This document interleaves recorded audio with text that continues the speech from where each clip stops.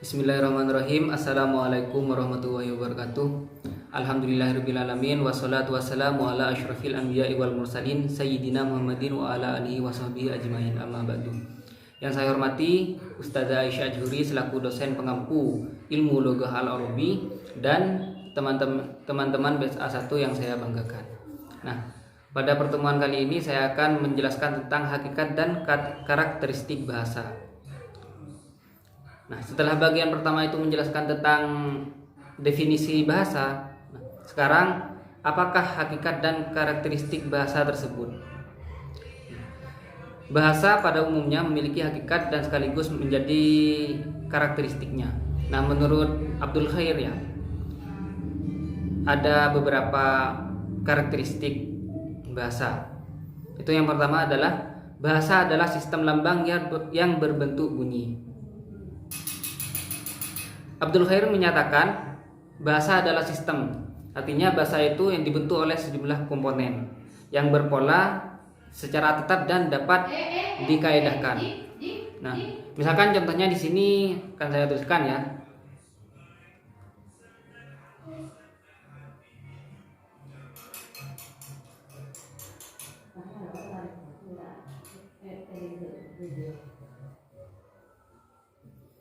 Nah, misalkan ini contohnya ya. Masih belum jelas. Misalkan ini. Di sini misalkan contohnya katabah. Nah, terus akan ada titik-titik ya. Ar-risalata, terus al-ghurfati. Nah, di situ adalah sebuah kalimat dalam bahasa Arab yang sistemnya itu benar, sekalipun sejumlah komponennya itu tidak disebutkan. Nah, kemudian yang di bawah ini ya, yang di bawah ini adalah kalimat dalam bahasa Arab ya, yang apa ya, yang sistemnya itu tidak benar, karena tidak sesuai dengan qawaid bahasa Arab. Nah, seperti itu. Kemudian yang kedua yaitu bahasa itu unik. Nah, bahasa itu dikatakan unik ya, karena setiap bahasa itu memiliki ciri khas atau karakteristik yang tidak dimiliki bahasa lain. Nah, sebagai contoh itu dalam bahasa Arab itu dikenal dengan istilah i'rab. Nah, seperti itu. Kemudian yang ketiga, bahasa itu universal. Universal. Nah, di samping adanya karakteristik pada bahasa yang sekaligus membedakannya dengan bahasa-bahasa lainnya, juga ditemukan persamaan yang terdapat pada semua bahasa. Kesamaan antar bahasa inilah yang membidani lahirnya sebuah konsep tentang bahasa, bahwa bahasa itu adalah universal. Kemudian di sini bisa dimasukkan pada tataran sintaksis dan morfologis. Nah, dalam bahasa Arab itu misalkan ditemukan sistem pengaturan antara al-kalimah atau yang biasa di dalam bahasa Indonesia itu disebut dengan kata, dan jumlah atau yang dalam bahasa Indonesia itu bisa disebut dengan kalimat atau antar kalimat dan sebagainya, seperti itu. Yang di sini disebut sebagai i'rab. Hal yang sama juga tuh ya terdapat dalam bahasa lain, seperti misalkan contohnya dalam bahasa Indonesia. Nah, di dalam bahasa Indonesia itu misalkan contohnya ada subjek, objek dan predikat. Kemudian yang keempat yaitu bahasa itu arbitrer, mana suka. Artinya arbitrer di sini kan mempunyai artian sewenang-wenang. Nah, secara terminologi ya, sewenang-wenangan ini yang dimaksud adalah bahwa hubungan antara lambang dengan yang dilambangkan tidak bersifat mutlak. Nah, ia bisa berubah dan tidak dapat dijelaskan mengapa lambang tersebut mengonsepsi makna tertentu. Nah, misalkan di sini contohnya dalam bahasa Arab ya, misalkan lafadz kitabun ya. Nah, lafadz kitabun ini digunakan untuk menyatakan setumpuk lembaran kertas bercetak dan berjilid. Nah, di sini. Dan apabila lafadz kitabun itu ya secara wajib mengonsepsi setumpuk lembaran kertas bercetak dan berjilid, maka kita tidak menemukan lambang lain seperti buku. Contoh lainnya itu adalah apa ya, seperti sifatnya manusia, misalkan dari ukuran badannya. Nah, misalkan dalam bahasa Arab itu apa ya, menyebutnya dengan wasim, atau dalam bahasa Indonesia itu melambangkan dengan gemuk. Seperti itu yang dimaksud dengan bahasa itu arbitrer. Kemudian yang kelima, bahasa itu bersifat produktif. Nah, sesuai dengan leksikalnya ya, produktif ini berarti bersifat mampu menghasilkan.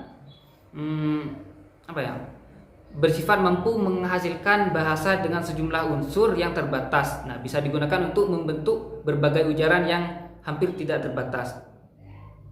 Nah, di sini misalkan dalam bahasa Arab, walaupun itu ya mufradatnya itu diakui sangat banyak, nah tetapi jumlahnya pasti terbatas atau berjumlah maksimal. Seperti itu. Nah, jumlah yang terbatas ini, nah kemudian bisa digunakan untuk membentuk berbagai ujaran atau kalimat yang hampir tidak terbatas. Itu bahasa yang dimaksud dengan bahasa bersifat produktif. Kemudian yang keenam, bahasa itu dinamis atau berubah. Dalam bahasa Arab taghyir. Nah,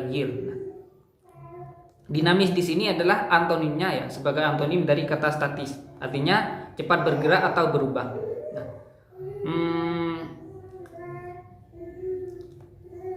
misalkan ya, contohnya di sini huruf ya kan, dalam huruf zal ya. Nah, itu bisa berubah menjadi huruf zai. Contohnya pada lafaz zakaroh. Nah, itu diucapkan dengan zakaroh.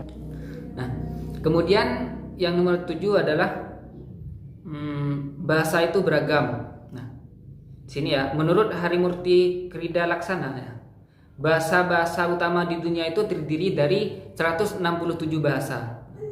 Di Indonesia saja itu terdapat 16 rumpun bahasa, di mana antara yang satu berbeda dengan yang lainnya. Konkretnya adalah sebuah bahasa itu saja bisa beragam sesuai dengan latar belakang sosial dan kebiasaan pemakaiannya. Nah, jangankan antar bahasa ya. Nah, dalam satu bahasa saja itu bisa terjadi keragaman. Nah, misalkan di sini ya,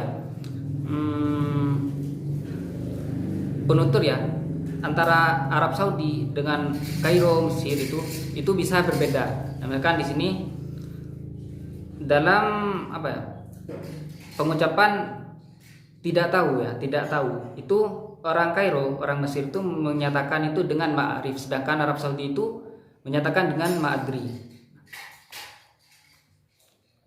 Kemudian yang terakhir, yang ke-8 itu yaitu bahasa adalah manusiawi. Bahasa itu manusiawi. Nah, dalam pengertian di sini adalah ya, hanya manusia yang dapat berbahasa dan dapat mampu memproduksi bahasa. Sementara hewan-hewan lain seperti binatang itu tidak bisa berbahasa seperti manusia, dan sebagian diantaranya hanya bisa menirukan bahasa manusia. Nah, itu dari hakikat dan karakteristik bahasa. Kemudian karakteristik bahasa Arab. Nah, sebagai bahasa secara umum ya, hakikat dan karakteristik bahasa yang saya sebutkan di awal tadi ya, itu dimiliki oleh bahasa Arab. Namun di samping karakteristik secara umum ya, setiap bahasa juga memiliki karakteristik secara khusus. Nah, demikian juga dalam bahasa Arab. Misalkan di sini, yaitu yang pertama, bahasa Arab amat kaya akan mufradat atau kosakata dan mutarodifat atau sinonim. Nah, di sini ya, jumlah kosakata yang diketahui ya, jumlah kosakata dalam bahasa Arab itu mencapai sekitar 12 juta.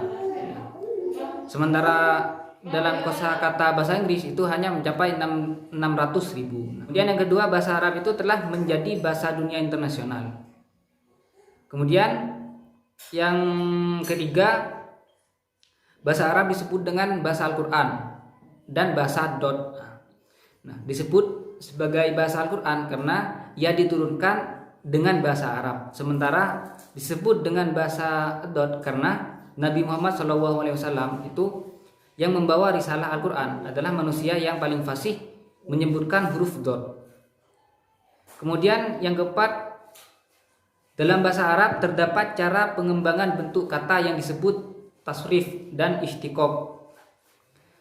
Di sini maksudnya ya, melalui proses tasrif, satu kata itu dapat dibentuk menjadi beberapa kata, misalkan ya dalam kata dasarnya ya, seperti fi'il madhi, fi'il mudhari dan seterusnya. Nah, sementara dalam proses istiqoq akan melahirkan sejumlah bentuk kata yang berbeda-beda jenisnya.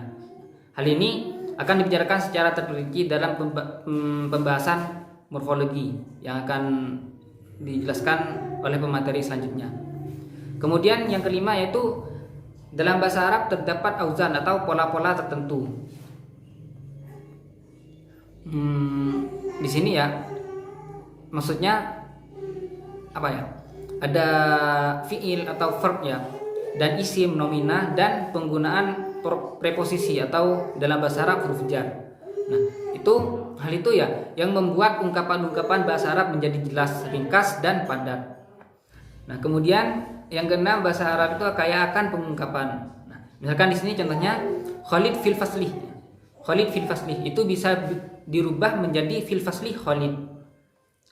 Kemudian jumlah fi'liyah itu bisa dirubah menjadi jumlah ismiyah. Nah, misalkan contohnya hadoroh al ustadu. Nah, bisa dirubah menjadi al ustadu hadoroh.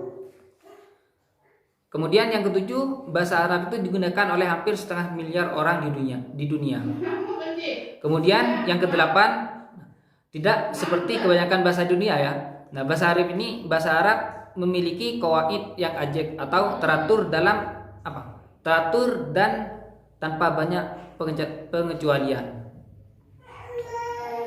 Kemudian yang kesembilan, adanya sistem i'rab atau inflection. Nah, yaitu perubahan bunyi atau bentuk akhir suatu kata tergantung kepada fungsinya dalam suatu kalimat, atau aturan susunan kata dalam kalimat sehingga jelas fungsi dan harokat akhirnya. Kemudian fungsi-fungsi bahasa.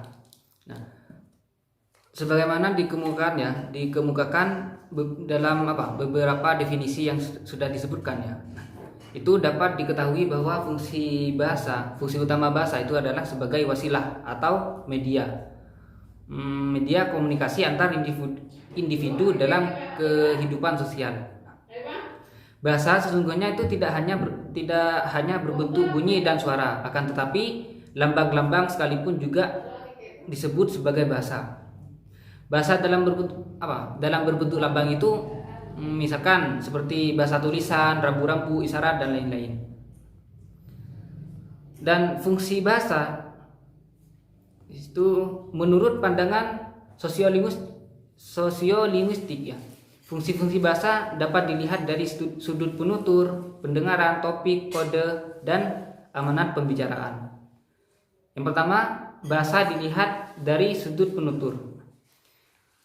Jika dilihat dari sudut penutur, bahasa berfungsi sebagai personal, dalam arti ketika si penutur berbicara dengan orang lain, secara bersamaan ia tengah mengutarakan sikapnya terhadap orang lain. Nah, sehingga lawan bicaranya itu dapat menilai apakah si penutur dalam situasi dan kondisi gembira atau marah dan sedih. Seperti itu. Kemudian yang kedua, bahasa dilihat dari sudut pendengar.